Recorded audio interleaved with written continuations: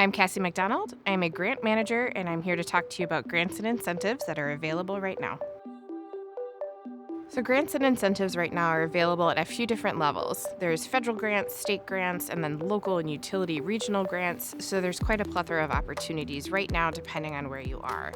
We are able to help you kind of narrow down what that looks like. We have tools especially for you to understand how and what is in the electric vehicle space and the commercial vehicle space for grants and incentives. So we're able to actually go even by zip code to find what incentives are going to work for you and what makes the most sense and what's going to get you the most support as you transition to electric.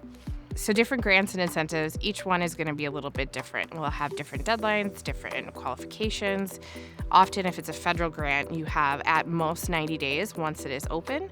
So the most important thing with grants and incentives is to start having conversations right now. So we are able to help you find those grants, but we are also able to help you prepare the application, write the application, and make sure it gets submitted on time.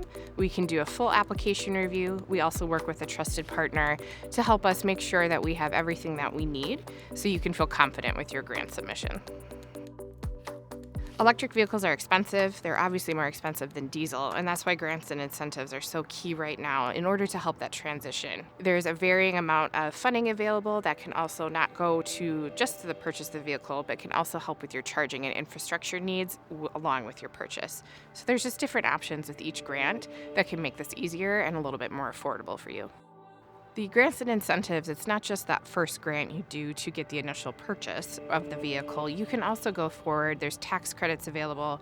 There's ongoing help and support with the different kind of costs that come with it. The long-term electric vehicles are going to be less expensive when you look at your total cost of ownership here. And so going back with the incentives to start, you're going to get support with that, with the funding. You're going to get tax credits along the way, which is another additional incentive for you. And then again, we can go down as you get really into this space. There's going to be more opportunities and less overall expenses.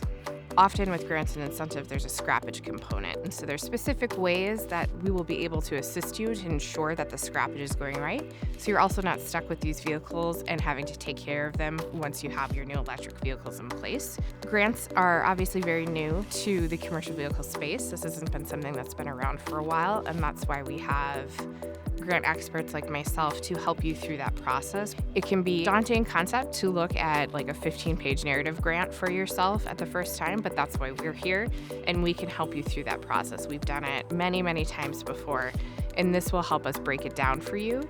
You can realize that it's not as difficult as it may seem in the first place, and that's why having these conversations with us can make it a little bit more of a seamless process for you.